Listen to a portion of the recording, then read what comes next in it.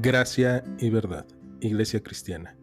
Te invitamos a que escuches con nosotros este estudio y que sea de edificación para tu vida.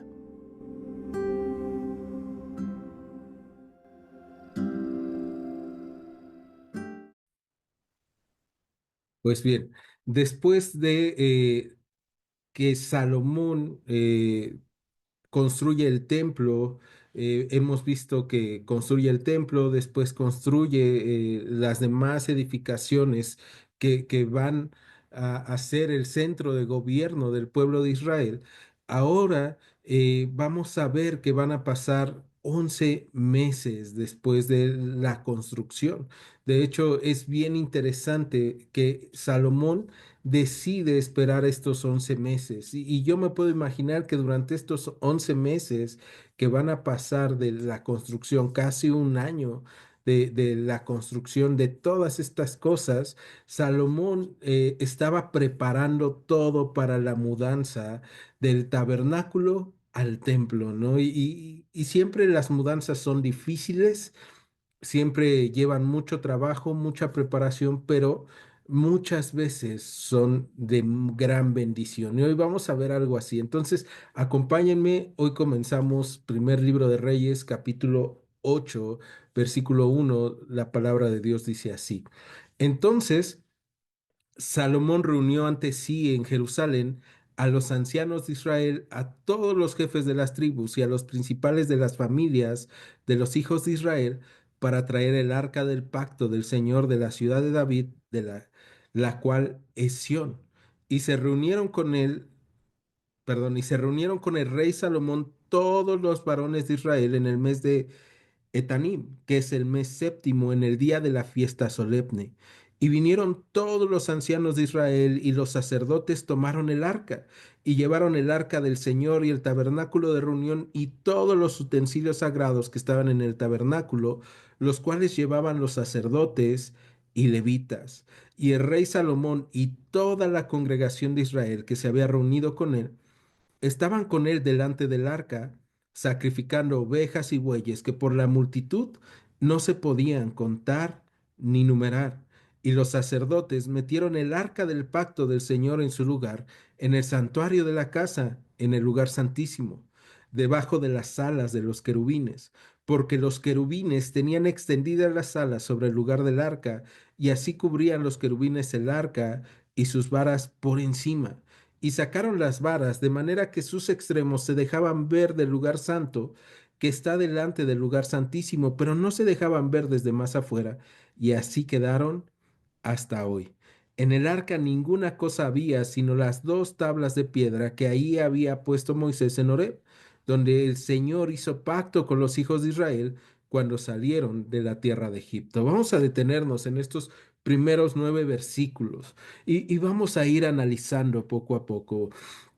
Salomón lo que está haciendo ahora es reunir en Jerusalén a todos los ancianos, a todas las personas, porque Salomón en este momento está llevando ¿cómo podemos decirlo? Un anuncio avisándole a todo el pueblo de Israel, y por eso lleva a los principales, a los ancianos, a las personas importantes, pero no solamente a las personas importantes, sino es un anuncio a todo el pueblo, porque es algo que va a tañirles a todos, es algo que debe de importarles a todos. ¿Se acuerdan? La importancia para Salomón ya no era una importancia militar, sino en este momento nosotros estamos viendo que la importancia del reino para Salomón era que todo estuviera centrado en la adoración a Dios. Y entonces está haciendo un llamado a todos. Y en este llamado, Salomón es de las cosas que ha estado preparando para que se lleve el arca del tabernáculo al templo. Y entonces, versículo 2 dice que se reunieron con el rey todos los varones de Israel en el mes de Tanim, que es el mes séptimo, en el día de la fiesta solemne. Cuando nosotros lo vemos así, podemos pensar, ah, bueno, nos está dando una fecha y nosotros no la conocemos. El mes séptimo está entre septiembre y octubre, y la festividad que se llevaba a cabo era la fiesta de los tabernáculos. Cuando nosotros estudiamos el libro de Números, vimos en el capítulo 29 que la fiesta de los tabernáculos era una de las fiestas que Dios había designado como fiestas solemnes. Y Números 29:12 dice, a los 15 días del mes séptimo tendrán santa convocación. Ninguna obra de siervos harán y celebrarán fiesta solemne al Señor por 7 días. Y ofrecerán en holocausto, en ofrenda al Señor olor grato, y viene todos los holocaustos que tenían que hacer durante estos 7 días. Ahora, ¿qué nos recordaba o qué recordaba al pueblo de Israel la fiesta de los tabernáculos? La fiesta de los tabernáculos era un recordatorio de la liberación de Israel cuando estaban en Egipto, cuando estaban en opresión, cuando clamaron a Dios y Dios los escuchó y decidió redimirlos, sacarlos de Egipto y llevarlos a la tierra prometida. Entonces, estos 7 días era una semana en la cual el pueblo de Israel paralizaba toda actividad y se ponían estos tabernáculos o estas tiendas afuera de las casas para que ellos recordaran que habían sido extranjeros, que habían sido peregrinos y que en todo ese camino, desde ser esclavos hasta la tierra prometida, Dios los había acompañado. Y debemos recordar en el Éxodo, la presencia de Dios se hizo presente en una columna de nube por el día, en una columna de fuego por la noche, se hizo presente en la provisión, se hizo presente en los vestidos, se hizo presente en cada área de la vida del pueblo de Israel. Entonces, Salomón sabía lo que hacía cuando después de que estaban ya todos los edificios, él esperó 11 meses para que se pudiera llevar a cabo este traslado del arca de la presencia de Dios, este símbolo de la presencia de Dios, al templo. Y es que justamente era un recordatorio, Dios ha estado con nosotros. Y eso nos lleva a nosotros a recordar que Dios se hizo carne y habitó con nosotros, ¿no? Como lo hemos visto en el Evangelio de Juan, en el capítulo 1 versículo 14 donde Juan, el escritor del Evangelio, nos recuerda, ¿no? Y nos dice lo que hizo Dios, ¿no? Y vimos su gloria, gloria como del unigénito del Padre, lleno de gracia y verdad. Y Él es el que ha habitado con nosotros, decía Juan, pero el día de hoy nosotros como iglesia también podemos decir lo mismo. Estamos viendo su gloria, ¿no? Y estamos viendo su gracia y estamos viendo su amor, su misericordia, su perdón en cada área de nuestras vidas. Entonces, en esta fiesta de los tabernáculos, todo Israel se paralizaba. Entonces todo mundo podía asistir a ver cómo se va a trasladar el arca de donde había estado en el tabernáculo hacia Jerusalén. Y dice el versículo 3 de primer libro de Reyes, capítulo 8, que vinieron todos los ancianos y los sacerdotes tomaron el arca. En el verso 4 dice que llevaron el arca del Señor y el tabernáculo de reunión y todos los utensilios sagrados que estaban en el tabernáculo, los cuales llevaban los sacerdotes y levitas. Esta parte en el versículo 4 es bien padre porque nos recuerda que en algún momento David, el padre de Salomón, intentó mover el arca, pero sin una dirección correcta. Y entonces, cuando intentan mover el arca sin una guía correcta, lo que pasa es que termina en muerte, ¿no? Y lo que debía de ser un momento de fiesta, de gozo, termina en muerte, porque no era la forma en cómo Dios había mandado. Pero ahora vemos con Salomón que los errores de su padre han servido para que él sepa cómo debe de hacerlo, ¿no? Y entonces Salomón pide a los sacerdotes, a los levitas, para que lleven el arca, el tabernáculo, todos los utensilios del tabernáculo al templo. Versículo 5 Dice que mientras ellos, los levitas, los sacerdotes, están llevando todos los instrumentos, todas las cosas del tabernáculo al templo, dice que Salomón y toda la congregación de Israel que se había reunido con él, estaban con él delante del arca, ¿no? Entonces ellos van en una fiesta delante del arca y dice que mientras iba la fiesta ellos van sacrificando ovejas y bueyes que por la multitud no se podía numerar. Entonces el pueblo está en euforia, en felicidad plena, porque ellos están viendo que el Dios que los guió en el desierto, ahora que ellos tienen un reino establecido, que han tomado la tierra prometida, va a estar con ellos, ¿no? Y esta parte es hermosa porque podemos entonces ver que el Dios que nos sacó de nuestra vieja manera de vivir cuando nosotros estábamos muertos en nuestros delitos y pecados, ahora está con nosotros en medio de cada área de nuestras vidas, en medio de cada situación, viviendo como redimidos, como escogidos, como amados del Señor. Él quiere estar con nosotros, ¿no? Y Salomón, que ha hecho este templo enorme, hermoso, que cuando nosotros lo veíamos en los capítulos anteriores, veíamos cada una de las piezas que se hicieron, cada una de las figuras que había en las paredes, cada uno de los menorás, cada instrumento de bronce, y podíamos ver al interior del templo todo lleno de oro y decir, wow, qué hermoso, qué espléndido debió de haberse visto, pero en realidad algo que nosotros vimos es que de nada servía un templo gigantesco, de nada servía algo hermoso si no hay quien lo habite. Y no se trata de que habiten ahí las personas, porque el templo bien podía funcionar como un superhotel de lujo, pero no se trataba de tener un superhotel de lujo, se trataba de tener un lugar en donde estuviera la presencia de Dios. Y la presencia de Dios no se gana con cosas grandes, ¿no? Y esta parte es bien importante porque muchas veces nosotros podemos llegar a pensar, ah, la presencia de Dios va a estar en un templo gigantesco, con un gran audio, con grandes pantallas, con un grupo de alabanza gigantesco, con un montón de sillas, que esté lleno, que tenga 5 servicios al día, pero la realidad es que el Señor nos ha enseñado que en donde hay 2 o 3 reunidos en su nombre, ahí está Él. Y esa parte es hermosa para nosotros porque significa que podemos juntarnos con otras personas y no estar en un lugar gigantesco, no estar en un lugar, en un templo.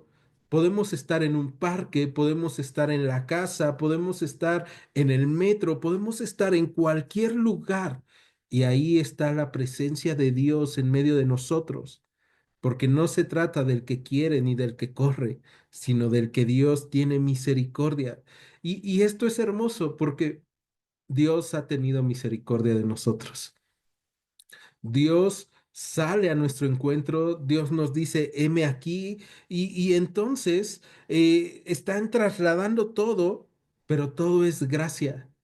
Es Dios permitiendo que se construya el templo, es Dios permitiendo que se transporte el arca, es Dios permitiendo que el pueblo esté sacrificando las ofrendas, entendiendo que Dios va a estar con ellos en todos sus caminos. Y es lo mismo con nosotros. Cada día debe de ser una fiesta de agradecimiento a Dios, de poder ir delante de su presencia, ¿no? El arca como la representación de la presencia de Dios y la gente, Salomón, el rey adelante, la gente adelante sacrificando, haciendo holocaustos a Dios, diciéndole al Señor, Señor, aquí está y yo quiero rendir mi vida de la misma manera en que estoy haciendo estos sacrificios.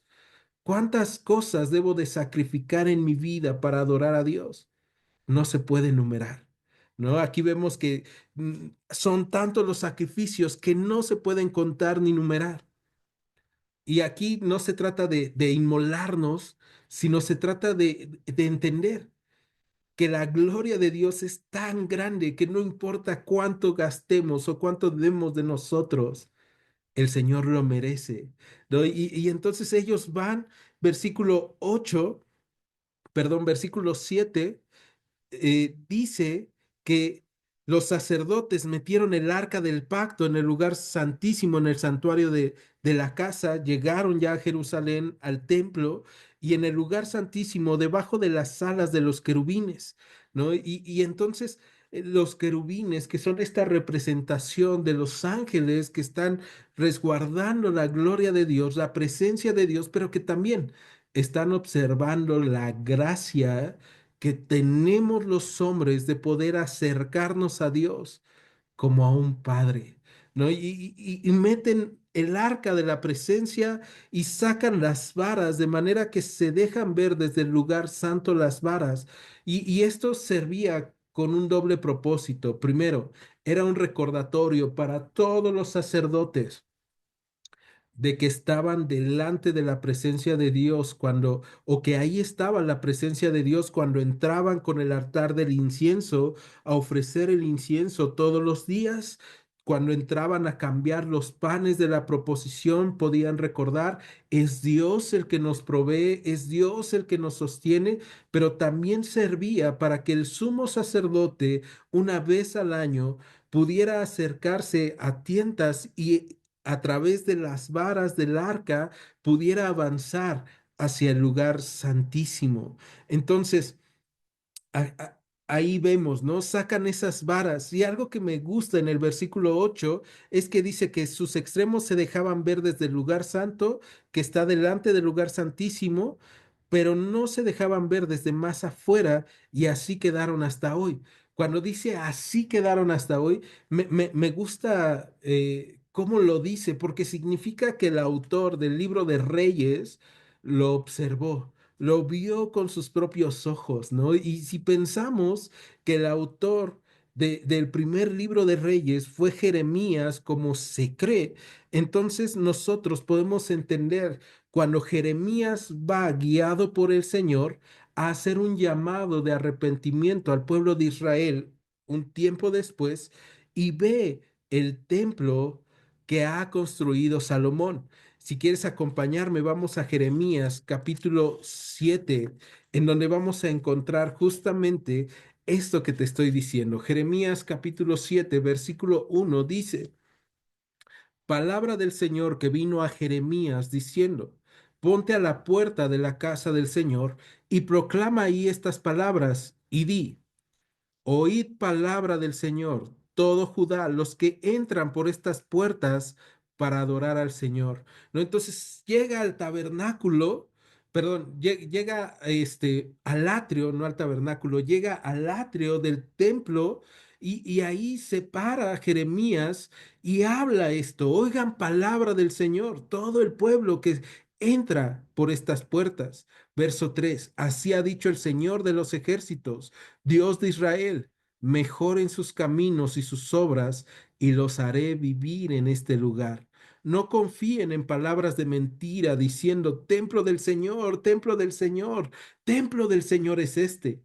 Pero si mejoraran cumplidamente sus caminos y si sus obras con verdad hicieran justicia entre el hombre y su prójimo, y no oprimieran al extranjero, al huérfano y a la viuda, ni en este lugar derramaran la sangre inocente, ni anduvieran en pos de dioses ajenos para mal suyo, les haré vivir en este lugar, en la tierra que di a sus padres para siempre. Y aquí en Jeremías capítulo 7 vemos este mensaje de parte de Dios a un pueblo de Israel que se ha olvidado de glorificar a Dios y de sacrificar a Dios de la forma correcta. Ellos entraban al templo y decían, ah, este es el templo del Señor, aquí habita la presencia, ¿no? Y me llama mucho la atención cómo lo describe Jeremías o cómo le da el Señor este mensaje a Jeremías de cómo decían todos en el pueblo de Judá, ¿no? Templo del Señor, templo del Señor, templo del Señor es este. O sea, lo decían tres veces reafirmándolo y pensando, Dios está aquí con nosotros, sin importar que nosotros estamos haciendo mal las cosas. se les había olvidado lo que Dios les había dicho, que no se trataba del templo, no se trataba del esplendor del templo, se trataba de la obediencia, se trataba de no hacer mal, se trataba de ofrendarle al Señor. Y hemos visto que los sacrificios que Dios quiere son sacrificios de obediencia. Entonces, Dios no quiere que tú y yo lleguemos al Señor y le entreguemos solamente nuestra economía o solamente nuestro servicio. Dios quiere que le entreguemos nuestro corazón. Dios quiere que le entreguemos como un sacrificio nuestro corazón, nuestras vidas y cada área de nuestras vidas, aun aquellas que de repente nosotros nos estamos negando a Dios. Porque si nos negamos, entonces estaríamos cayendo en mentiras, pensando, yo estoy bien con Dios, voy a la iglesia, todos los domingos voy al templo, todos los domingos me congrego, todos los jueves me conecto. Pero en realidad se trata de caminar conforme el Señor nos ha mandado a caminar. Regresando al primer libro de Reyes, capítulo 8, entonces vemos, ¿no? Cómo los sacerdotes han instalado el arca dentro del templo. Y nosotros debemos recordar, el arca es solamente una representación. Algo que el pueblo de Israel de repente va a olvidar es que el arca es una representación de la presencia de Dios. No es la presencia de Dios en sí mismo, pero Dios se va a placer en habitar con su pueblo y eso es lo que hoy estamos viendo. Ahora, ¿qué había en el arca en este momento? Hemos visto que en el arca estaban las tablas de la ley, estaba un contenedor con maná que hacía un recordatorio de que Dios les había provisto en el desierto alimento, que Dios los había provisto, pero también era un recordatorio de la rebelión del pueblo de Israel. Cuando el pueblo de Israel ya va saliendo en el Éxodo y comienzan a reclamar a Moisés y dicen, es que Dios nos ha sacado para matarnos en el desierto y Dios les provee maná, ¿no? Después también vemos que estaba la vara de Aarón que había reverdecido y era un recordatorio de que Dios de lo muerto puede dar vida o puede hacer cosas que nadie más puede hacer, ¿no? Y esa parte es bien importante porque en el desierto Dios les recuerda que Él los puede saciar, que Él puede transformar su realidad, pero también es un recordatorio porque fue en una rebelión en donde se dijo que solamente por Moisés puede hablar Dios y entonces se pusieron las varas. Dios dijo, pongan las varas y la vara que reverdeciera, esa vara iban a seguir el consejo, ¿no? Y el que pone la vara es Aarón y Dios hace que la vara de Aarón reverdezca. Entonces era un recordatorio de que Dios puede dar vida aún a lo muerto, pero también era un recordatorio de un pueblo que había sido rebelde. Ahora, decíamos, también estaban ahí las tablas de la ley. Las tablas de la ley eran ese recordatorio cuando Moisés subió al monte Sinaí y ¿se acuerdan cuando vimos el Éxodo que Moisés subía, bajaba y Moisés sube y recibe de parte de Dios las tablas, esas tablas que hablan de un pacto. Y cuando nosotros vimos en Éxodo, dijimos que era como un contrato con el pueblo de Israel, que Dios estaba diciéndoles, estas son las cláusulas del contrato. Ahora, las tablas de la ley también eran un recordatorio de que Dios quería tener una relación con el pueblo de Israel. Y esa parte a mí me encanta, porque podemos ver las tablas de la ley como algo que limitan al pueblo, pero en realidad las tablas de la ley son algo que benefician al pueblo de Israel, porque Dios está diciendo, yo quiero tener una relación con ellos. Y es lo mismo que pasa el día de hoy con la escritura. La escritura es lo que nos recuerda que Dios quiere tener una relación con nosotros. Entonces, Vamos al versículo 9 de primer libro de Reyes, capítulo 8 y dice, en el arca ninguna cosa había, sino las dos tablas de piedra que ahí había puesto Moisés en Horeb, donde el Señor hizo pacto con los hijos de Israel cuando salieron de la tierra de Egipto. Entonces ya no va a estar el maná, ya no va a estar la vara de Aarón. Y algunos comentaristas dicen que ya no van a estar porque el pueblo de Israel ya no necesitaba esos recordatorios, sino que el pueblo de Israel ahora iba a tener a Dios ahí proveyéndoles alimento como lo hizo en el desierto y proveyéndoles vida en medio de toda situación difícil que ellos pasaran.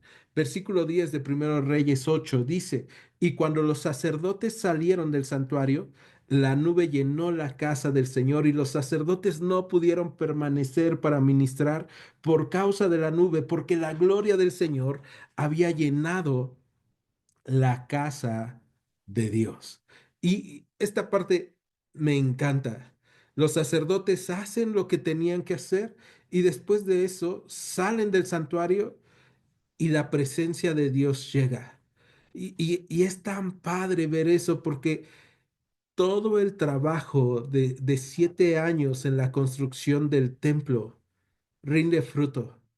Cuando Dios da gracia y decide habitar en la casa, hace su presencia visible. Es como cuando tú estás preparando algo para alguien y llega esa persona y lo ve y se lo pone o se lo come y lo disfruta. ¿No? Es como cuando tú estás preparando una comida y de repente llega alguien a quien tú estabas pensando en, en, en, en dárselo y llega y lo prueba y dice, está riquísimo, quiero comérmelo todo. Y aquí Dios está haciendo eso. Dios llega y llena la casa con su presencia. ¿No? Y dice que los sacerdotes entonces no podían permanecer para ministrar por causa de la nube. Y es que debemos recordar, no es que Dios no quiera que estén ellos, pero Él es santo. ¿No? Y entonces no puede habitar un hombre en donde está el Señor a menos que el Señor nos lo permita y nos transforme. Y entonces los sacerdotes quedan fuera y la casa del Señor llena, su gloria llena esta casa. Y les está diciendo entonces, yo habito en medio de ustedes y no hay lugar para nada más en donde habito yo. ¿Se acuerdan lo que leímos en Jeremías? En Jeremías, el pueblo de Israel, si tú sigues leyendo lo que estábamos viendo en el capítulo 7, nos vamos a encontrar que el pueblo de Israel hace sacrificios a dioses ajenos, pero va al templo. Vamos a encontrarnos en Jeremías que el pueblo de Israel se ha alejado de Dios, pero ahí está el templo de la presencia de Dios y por eso ellos dicen, templo del Señor, templo del Señor, templo del Señor es este. Y aquí otra vez Dios nos recuerda, no se trata de tener un lugar grandote, no se trata de cumplir con la lista de tareas. Se trata de obedecer y amar al Señor. Y en donde habita su presencia no puede entrar nada más. No puedo confiar en Dios y confiar en otras cosas o poner mi esperanza en otras cosas. Dios les está enseñando, yo habito y no hay lugar para otras cosas. Y lo mismo pasa con nosotros. Ahora, no es la primera vez que la presencia de Dios va a habitar de esa forma en medio de ellos. De hecho, cuando el tabernáculo es instaurado por Moisés, debemos recordar que la presencia de Dios llena el tabernáculo y pasan varias cosas en el tabernáculo. Y es que, ¿se acuerdan cuando se van a presentar los sacrificios a Dios, que se ordena todo? Dios mismo es el que enciende el sacrificio y después ese fuego es encargado para todos los sacerdotes que no se apague, que se mantenga encendido de continuo, ¿no? Y entonces Dios llena con su presencia y viene la nube de la presencia de Dios, lo que se llama la Shekinah, y llena El tabernáculo, ahora estamos viendo, la presencia de Dios llena el templo. Y es un recordatorio. En medio de todo nuestro caminar, Dios va a estar con nosotros. Dios va a llenar nuestras vidas. ¿Cuál es nuestra tarea? Al igual que los sacerdotes en el tabernáculo, mantener encendido el fuego, mantener encendido el fuego de la presencia de Dios en nuestras vidas, ese fuego que nos purifica, ese fuego que nos calienta, ese fuego que nos ilumina y nos deja ver por dónde andar. Entonces, no solamente va a ser en el templo, sino en el tabernáculo lo hizo, y hay otro lugar en donde la presencia de Dios llena. Y eso nos garantiza la presencia de Dios con nosotros el día de hoy. Y es que debemos recordar en el libro de los Hechos, cuando nuestro Señor manda a los discípulos a que estén esperando la promesa del Espíritu Santo, y en el libro de los Hechos, en el capítulo 2 viene la presencia del Espíritu Santo y llena a todos. Y esto que vemos de la llenura de la presencia del Espíritu Santo en el libro de los Hechos es lo mismo que está pasando en el templo en el momento en el que estamos viendo primer libro de Reyes 8. Dios está con ellos y Dios está aprobando y diciéndoles, yo los voy a guiar, yo voy a estar con ustedes. Y lo que se estaba haciendo en Hechos 2 era la iglesia. Entonces, cada miembro de la iglesia, dice el apóstol Pablo, es templo del Espíritu Santo. Ahora ya no se trata de tener un templo, sino de ser un templo. Y cada uno de estos pequeños templos, estos vasos de barro que somos nosotros, contenemos ese gran tesoro de la presencia de Dios. Y cuando nos reunimos los jueves, los martes, los domingos, nos reunimos a adorar juntos al Señor, sabiendo que Dios habita en medio de nosotros. Esa parte es hermosa. Versículo 12 del primer libro de Reyes, capítulo 8 dice, entonces dijo Salomón, el Señor ha dicho que él habitará en la oscuridad. Yo he edificado casa por morada para ti, sitio en que tú habites para siempre. Y volviendo el rey su rostro, bendijo a toda la congregación de Israel. Toda la congregación de Israel estaba de pie. Vamos a detenernos acá. Entonces, después de que la presencia de Dios llena el templo, el único lugar en donde pueden mantenerse todos es en el atrio. Y Salomón está en el atrio. De hecho, el relato que está paralelo a primer libro de Reyes, capítulo 8, que se encuentra en segundo libro de Crónicas, capítulo 6, vamos a encontrarnos que Salomón hace una estructura. Esa estructura la hace para poder verse en medio del pueblo de Israel, justamente en el atrio. Y entonces él está en esta estructura, en esta plataforma, y cuando él está ahí, es cuando le dice al pueblo, el Señor ha dicho que él habitará en la oscuridad. Yo he edificado casa por morada para ti, sitio en que tú habites para siempre. Y Salomón está diciendo, ¿no? Dios habita en la oscuridad, Dios habita en aquello que tú y yo no comprendemos. Eso es lo que quiere decir Salomón. Dios ha dicho que habita en la oscuridad, y es que podemos recordar, la nube de la presencia de Dios es una nube que no nos deja ver el rostro de Dios, no nos deja ver la persona de Dios, pero nos hace sentir la presencia de Dios. Ahora, en este tiempo no se trata de que tú y yo estemos diciéndole al Señor, trae tu Shekinah y que yo pueda ver esa nube. No, su presencia ya habita en nosotros, es sensible, es palpable. Tú y yo hemos visto su gloria, lleno de gracia y de verdad. Entonces, voltea a Salomón con el Señor y le dice, yo he edificado esta casa, sitio en que tú habites para siempre. Y lo que está haciendo Salomón es pidiéndole al Señor, habita para siempre aquí. Sé que es una casita, sé que es chiquita, sé que no te puede contener comparado a la oscuridad, comparado a lo que yo no entiendo, esto es nada, pero quiero que tu presencia esté con nosotros, ¿no? Y entonces se voltea y bendice a la congregación de Israel que está en pie. Y fíjate lo que va a decir, versículo 15. Y dijo, bendito sea el Señor, Dios de Israel, que habló a David mi padre, lo que con su mano ha cumplido diciendo, desde el día que saqué de Egipto a mi pueblo Israel, no he escogido ciudad de todas las tribus de Israel para edificar casa en la cual estuviese mi nombre, aunque escogí a David para que presidiese en mi pueblo Israel. Y David mi padre tuvo en su corazón edificar casa al nombre del Señor, Dios de Israel. Pero el Señor dijo a David mi padre, cuanto a haber tenido en tu corazón edificar casa a mi nombre, bien has hecho en tener tal deseo. Pero tú no me edificarás la casa, sino tu hijo que saldrá de tus lomos, él edificará casa a mi nombre.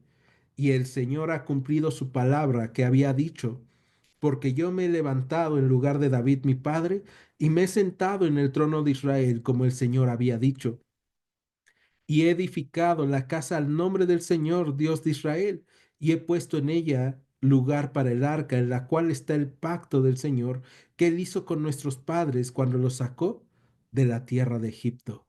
Entonces, Salomón les está recordando también a toda la congregación, a todos los hombres que estaban ahí reunidos, que Dios ha cumplido lo que ha dicho.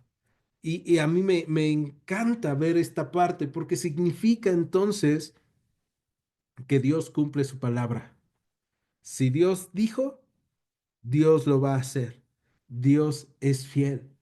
Pero algo que constantemente vamos a encontrarnos en este capítulo y en toda la escritura es que tú y yo necesitamos conocer lo que Dios ha dicho, para que tú y yo podamos abrazarnos de lo que Dios ha dicho y caminar guiados a través de su palabra.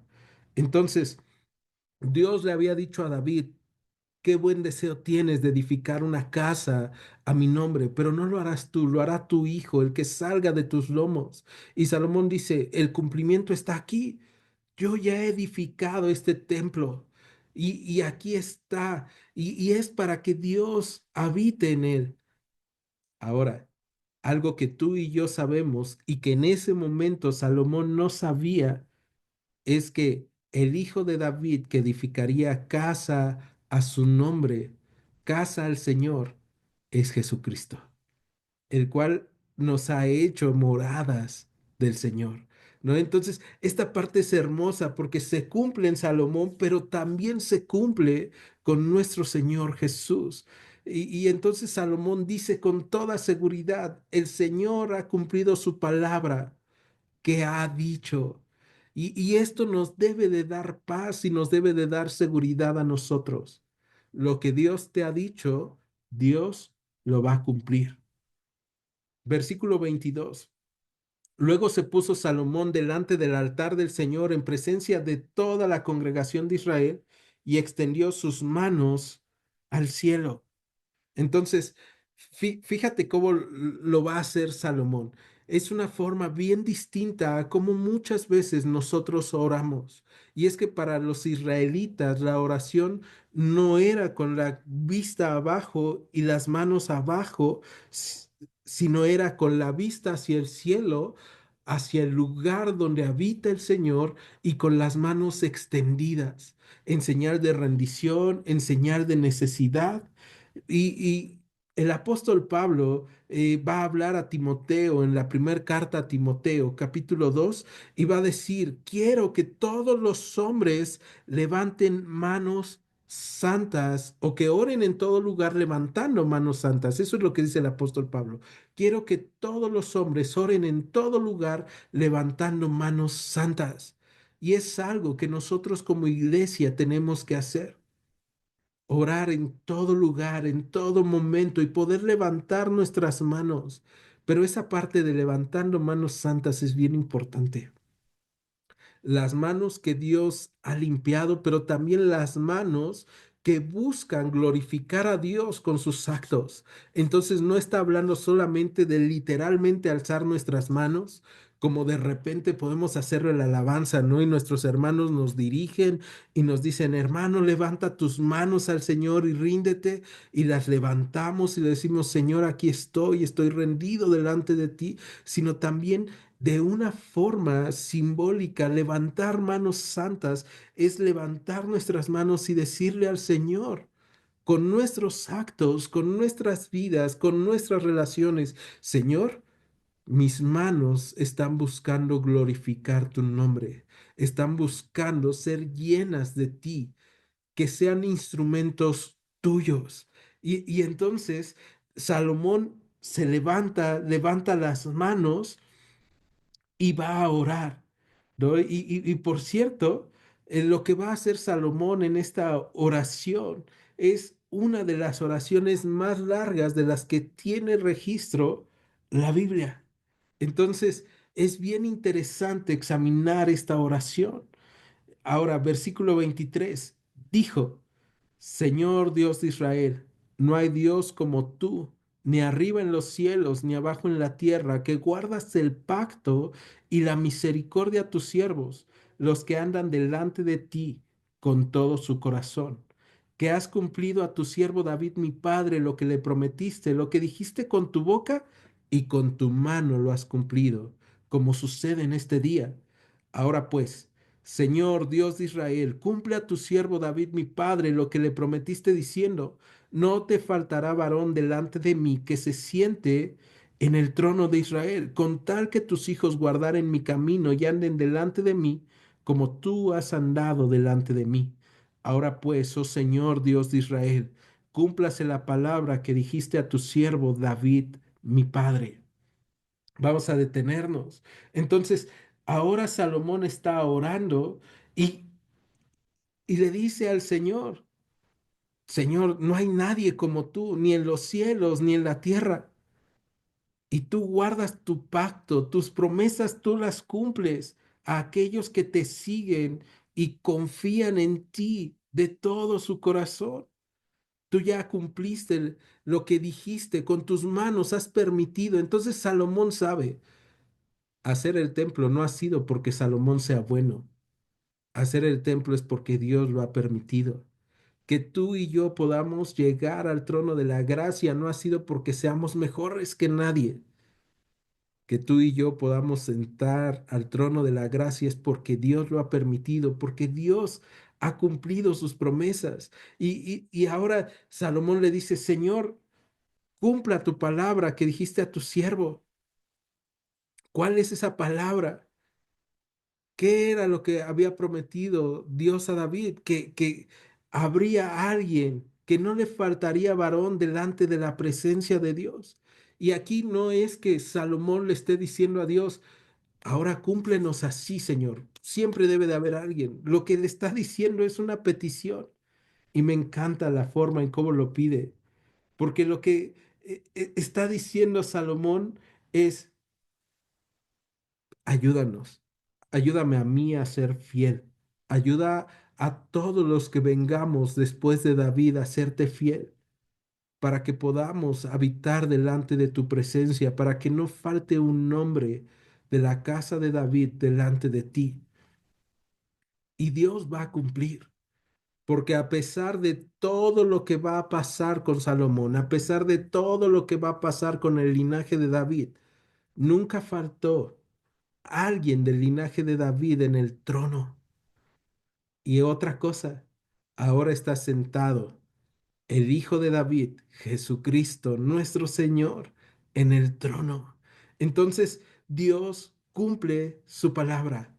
Y este capítulo es un recordatorio tras otro. Dios cumple lo que dice. Puedes confiar en Él, ¿no? Y entonces perdón, Salomón está pidiendo esto al Señor. Y en el versículo 27 va a cambiar el tema y va a decir, pero ¿es verdad que Dios morará sobre la tierra? Salomón se pregunta, ¿será cierto que Dios va a vivir aquí sobre la tierra? Y dice, he aquí que los cielos de los cielos no te pueden contener, cuanto menos esta casa que yo he edificado. Con todo, Tú atenderás a la oración de tu siervo y su plegaria, oh Señor Dios mío, oyendo el clamor y la oración que tu siervo hace hoy delante de ti. Que estén tus ojos abiertos de noche y de día sobre esta casa, sobre este lugar del cual has dicho mi nombre estará ahí, y que oigas la oración que tu siervo haga en este lugar. Oye pues la oración de tu siervo y de tu pueblo Israel, cuando oren en este lugar. También tú lo oirás en el lugar de tu morada en los cielos. Escucha y perdona. Salomón reconoce, Dios no cabe en la tierra, mucho menos va a caber en un templo que yo he hecho, pero Dios decide habitar con nosotros, entre nosotros. Y nuevamente, Juan 1:14. El Verbo se hizo carne y habitó entre nosotros, y vimos su gloria, gloria como del unigénito del Padre, lleno de gracia y de verdad. Juan, en su primer carta, diciendo lo que hemos visto, lo que hemos oído, lo que hemos palpado tocante al Verbo de vida, eso les anunciamos. Y eso es lo mismo que tú y yo tenemos el día de hoy, la gracia de Dios habitando en nosotros, escuchándonos cuando oramos. Por eso Salomón le dice, tú con todo esto, tú atenderás la oración de tu siervo, su plegaria, oirás el clamor y la oración. Es un recordatorio hermoso para nosotros, porque ya no tenemos que trasladarnos a Jerusalén, al templo, sino que ahora podemos congregarnos. Eso significa eclesia, iglesia, congregación, reunión. Nos reunimos como la iglesia de Dios y nos reunimos en cualquier lugar, en una casa, hace rato les decía, en el metro, en un parque, en cualquier lugar, en un hospital, en cualquier situación, y juntos podemos orar al Señor y saber que Él oye nuestro clamor, que Él oye nuestra oración, que Él escucha y perdona.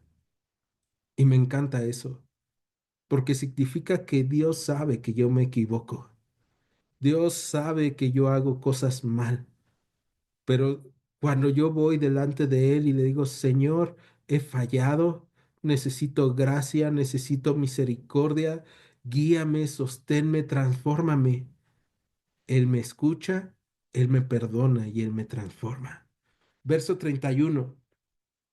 Y aquí vamos a empezar, antes de leer el verso 31, a ver algunas peticiones que Salomón va a hacer por el pueblo de Israel y que bien el día de hoy nosotros podemos hacer por nuestras vidas, por nuestras familias, por la iglesia y por todo el mundo. Entonces, verso 31 ahora sí dice, si alguno pecare contra su prójimo, y le tomara en juramento, haciéndole jurar, y viniera el juramento delante de tu altar en esta casa, tú oirás desde el cielo y actuarás y juzgarás a tus siervos, condenando al impío y haciendo recaer su proceder sobre su cabeza y justificando al justo para darle conforme a su justicia. Bien, en esta primer petición vemos que Salomón pide por justicia, que todo aquel que vaya al templo encuentre justicia en Dios. Me encanta eso. Significa que el día de hoy, tú y yo que somos templo del Espíritu Santo, cuando oramos y le decimos, Señor, necesito justicia, el Señor actúa en justicia para con nosotros. Pero también es una advertencia.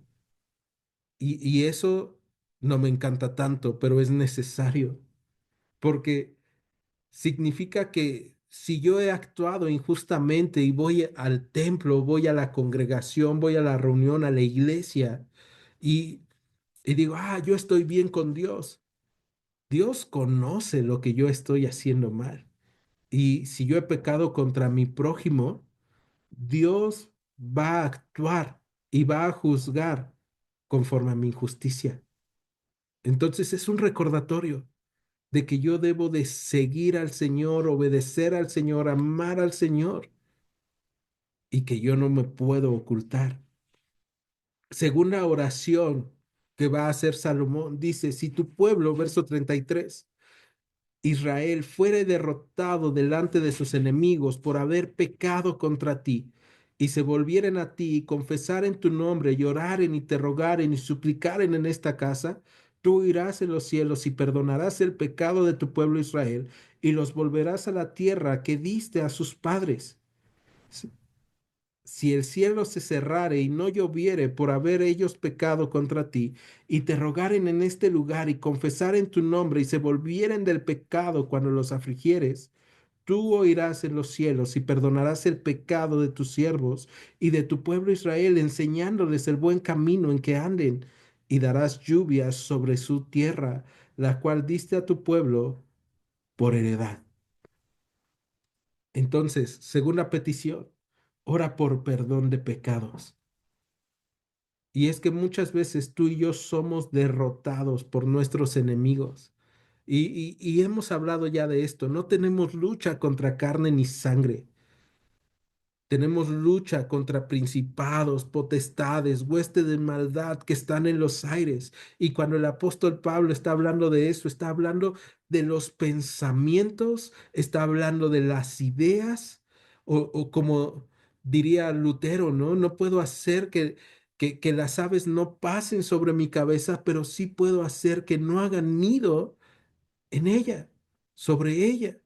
Entonces, esos enemigos muchas veces son las ideas, son las tentaciones, son los pensamientos, son pensar, pues todo el mundo lo hace, yo por qué no lo voy a hacer. Y aquí nos recuerda Salomón en su oración. Muchas veces tú y yo podemos ser derrotados por nuestros enemigos por haber pecado en contra del Señor. Y a veces las derrotas también son parte de la misericordia de Dios. Cuando somos derrotados y nos encontramos con que hemos hecho mal, con que hemos fallado y caemos y vemos las consecuencias de nuestro pecado, podríamos decir, entonces, Señor, ¿no puedes cambiarlo? Pero el Señor está ocupando todo eso, todas esas consecuencias también para acercarnos nuevamente a Él. Y para recordarnos, tienes que venir delante de mí, tienes que arrepentirte, tienes que confesarlo y volverte de tu pecado. No solamente es decir, Señor, pequé, sino es arrepentirte, ¿no? Y luego dice el verso 36, tú oirás en los cielos y perdonarás el pecado de tus siervos y de tu pueblo Israel, enseñándoles el buen camino por donde anden. Entonces no se queda solamente en que se cierren los cielos, deje de llover y ya no haya fruto, ya no haya alimento, ya seas derrotado por tus enemigos, sino se trata de arrepentirte y el Señor tiene cuidado de nosotros y nos guía por el buen camino y nos da lluvias, nos refresca con su espíritu. Verso 37. Tercer petición. Si en la tierra hubiera hambre, pestilencia, tizoncillo, añublo, langosta o pulgón, si sus enemigos los sitiaren en la tierra en donde habitaren, cualquier plaga o enfermedad que sea, toda oración y toda súplica que hiciere cualquier hombre o todo tu pueblo Israel, cuando cualquiera sintiera la plaga en su corazón y extendiere sus manos a esta casa, tú oirás en los cielos desde el lugar de tu morada y perdonarás y actuarás y darás a cada uno conforme a sus caminos cuyo corazón tú conoces, porque solo tú conoces el corazón de todos los hijos de los hombres para que te teman todos los días que vivan sobre la faz de la tierra que tú diste a nuestros padres. Vamos a detenernos y ahora la tercera es por las plagas en la tierra. Pero no solamente son las plagas y las enfermedades, no solamente es lo que afecta a las cosechas o la salud, sino si te fijas es cuando cualquiera sintiere la plaga en su corazón, cuando hay cosas en nuestros corazones que parecen una plaga, que están marchitándolo, que están matándolo, que están acabando con ellos. Y ahí entonces Salomón dice, si alguien se siente así, marchito en su corazón, en su mente, si alguien siente enfermedad en su corazón, si alguien sabe que hay enfermedad en su vida, puede acercarse a orar y tú oirás en los cielos. Y fíjate en el verso 39, Salomón entiende que el templo que él ha construido es solamente, por así decirlo, como una oficina de Dios que no puede contener su presencia. Dios sigue habitando en los cielos, pero Él habitará en los cielos y perdona y actúa en favor de aquellos que están enfermos y que piden por sanidad en su corazón, en su vida. En la primera carta de Juan, capítulo 2, el apóstol Juan dice que Él nos ha escrito esa carta para que no pequemos, pero que si pecamos, abogado tenemos para con el Padre. Entonces, tú y yo el día de hoy podemos acercarnos a Jesús y decirle, Señor, estoy enfermo, he pecado, he fallado. Y el Señor nos escucha y nos libra de las plagas, no solamente de la enfermedad física, sino también espiritual. Verso 40, perdón, 41. Asimismo, el extranjero que no es de tu pueblo Israel, que viniera de lejanas tierras a causa de tu nombre, pues oirán de tu gran nombre, de tu mano fuerte y de tu brazo extendido, y viniera a orar a esta casa, tú oirás en los cielos, en el lugar de tu morada, y harás conforme a todo aquello por lo cual el extranjero hubiere clamado a ti, para que todos los pueblos de la tierra conozcan tu nombre y te teman como tu pueblo Israel, y entiendan que tu nombre es invocado sobre esta casa que yo edifiqué. Cuarta petición de oración. Ora por los extranjeros que oirán de la gloria de Dios. La iglesia está formada por gentiles, por extranjeros.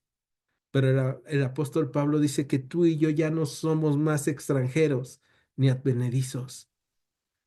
El Señor nos ha acercado y tú y yo podemos estar confiados en lo que hemos oído. Dios lo hace, Dios transforma, Dios vivifica, que Él tiene mano fuerte y su brazo está extendido para salvarnos. Pero eso mismo que nosotros oímos, tenemos que compartirlo para que otros que vienen de lejanas tierras conozcan su nombre, conozcan su gloria. Tenemos que compartir a las demás personas lo que Dios está haciendo con nosotros. Verso 44. Si tu pueblo saliera en batalla contra sus enemigos por el camino que tú les mandes, y oraren al Señor con el rostro hacia la ciudad que tú elegiste y hacia la casa que yo edifiqué a tu nombre, tú oirás en los cielos su oración y su súplica, y les harás justicia. Entonces aquí vemos, ¿no? Nuevamente, por las batallas que Dios les mande. Y esta parte es bien importante. No debemos de salir en batalla contra todos, ¿no? De repente hay cristianos que piensan que tienen una guerra contra todas las cosas, ¿no? Esto es una batalla que tengo que pelear y te metes en Facebook y alguien habló mal del cristianismo y tú, pues yo soy cristiano y te empiezas a pelear, ¿no? O de repente con la familia o de repente con las personas. Y aquí dice que si tu pueblo saliera en batalla contra sus enemigos por el camino que tú les mandes, antes de meterte en cualquier batalla, en cualquier discusión, Señor, ¿esto es algo que tú quieres que yo haga? Guíame en cómo hablar. Dame gracia, dame sabiduría para hablar de la forma correcta. Enséñame a pelear las batallas que que tú me mandes. Y en medio de las batallas que estás peleando porque el Señor te ha mandado, ora al Señor, ora al Señor, y Él te oirá en los cielos y te hará justicia, dice el verso 45. Verso 46.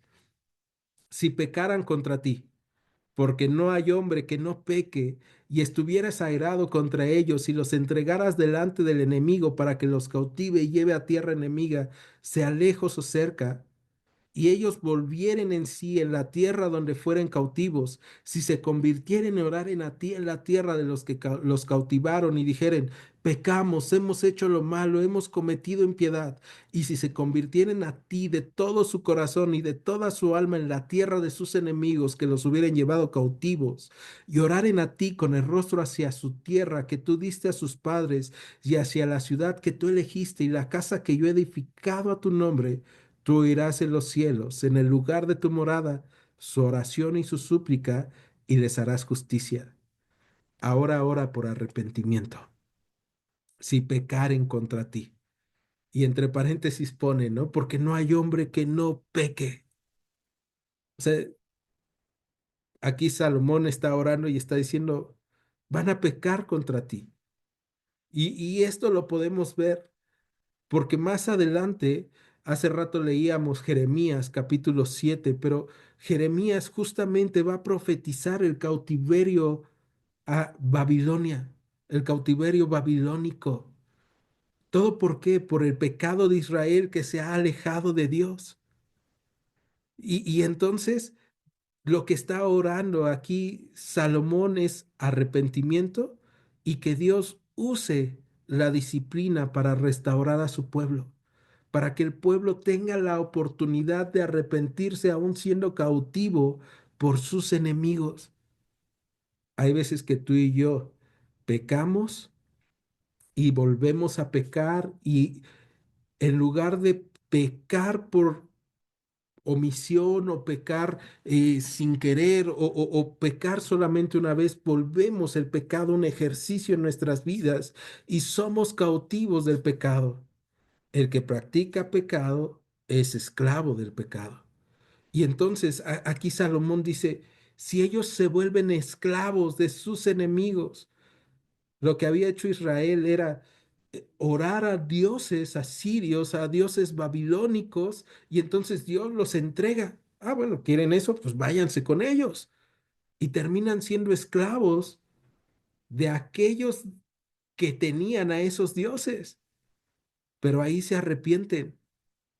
Y podemos encontrar en la historia de Israel, cuando el pueblo de Israel se arrepiente, Daniel predicando ahora y guiando al pueblo para volver hacia el Señor, ¿no? Entonces, aquí vemos que la oración de Salomón se cumple en la historia de Israel y también se cumple en nuestras vidas.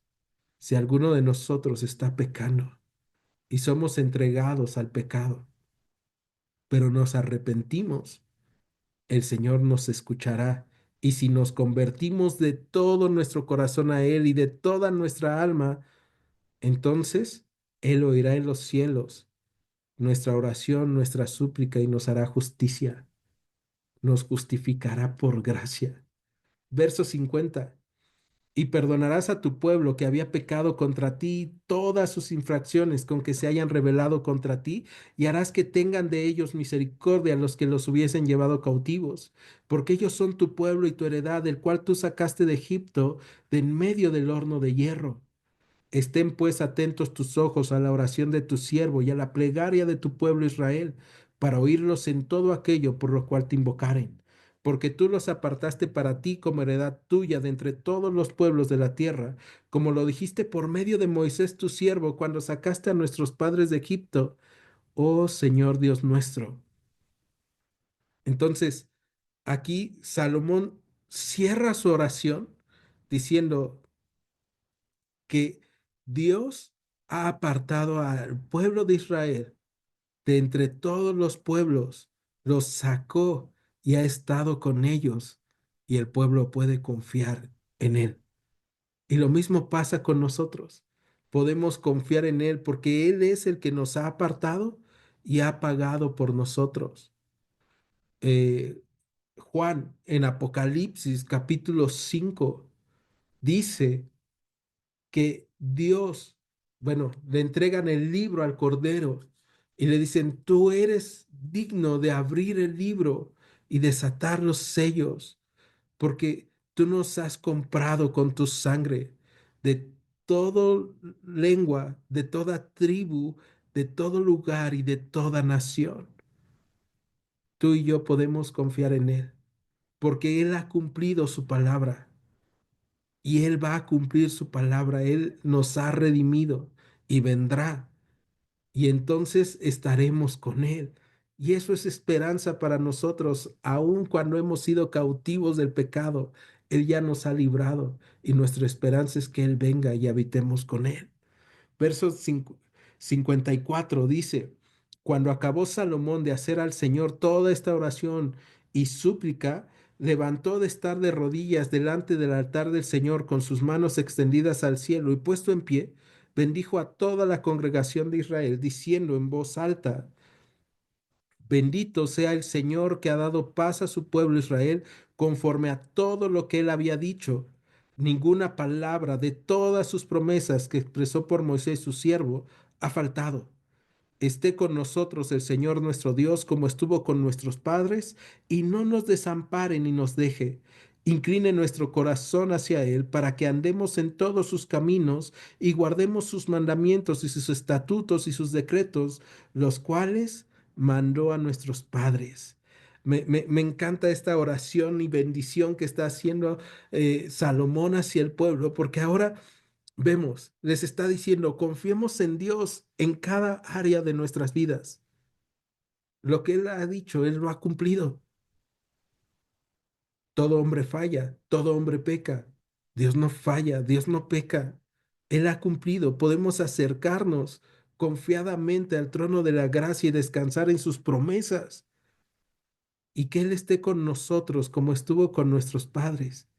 Y dice Salomón, y no nos desampare ni nos deje, haciendo eco de una promesa que Dios le había dado a Josué, cuando le dijo, yo estaré todos los días de tu vida y no te desampararé ni te dejaré.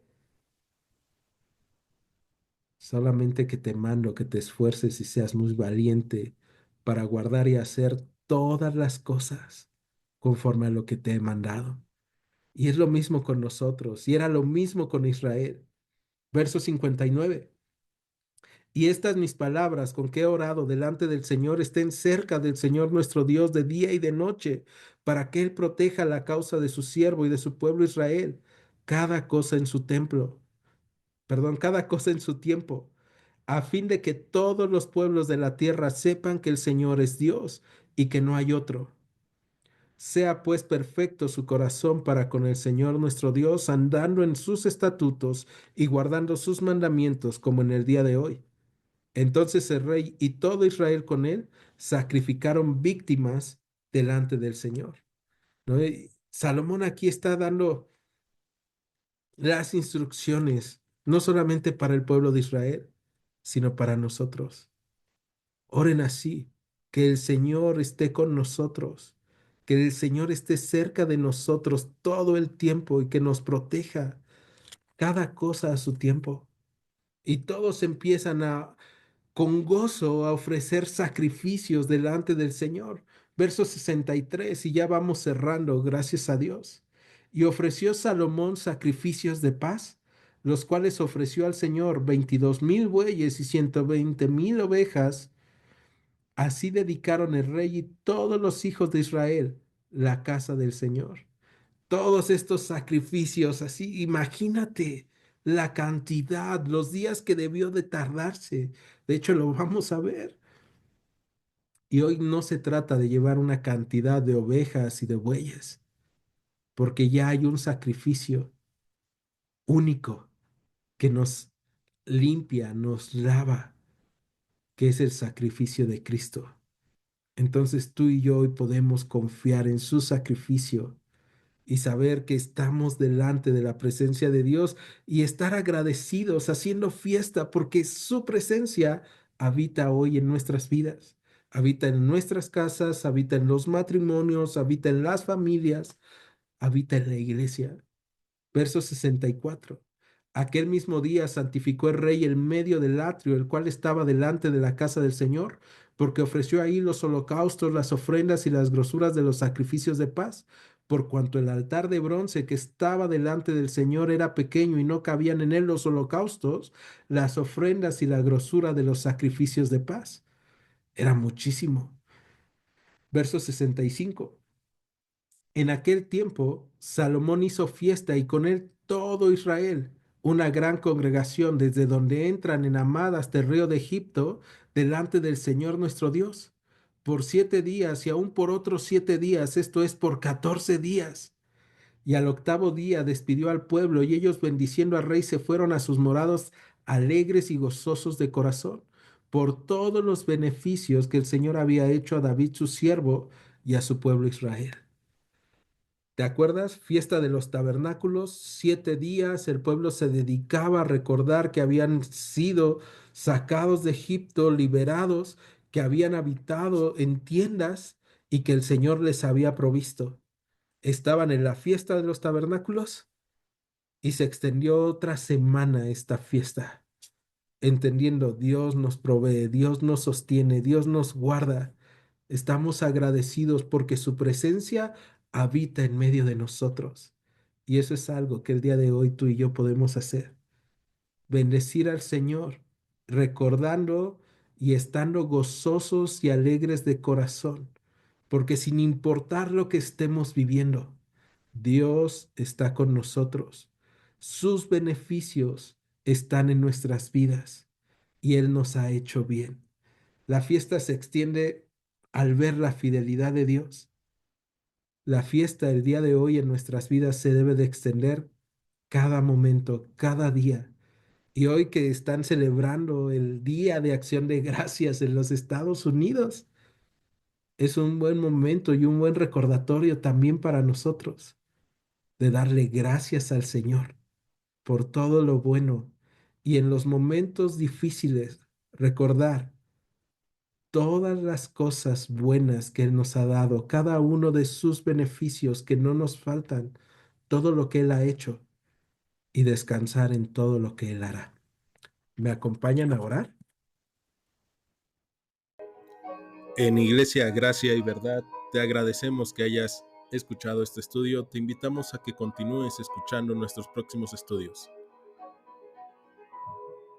Dios te bendiga. Gracia y verdad.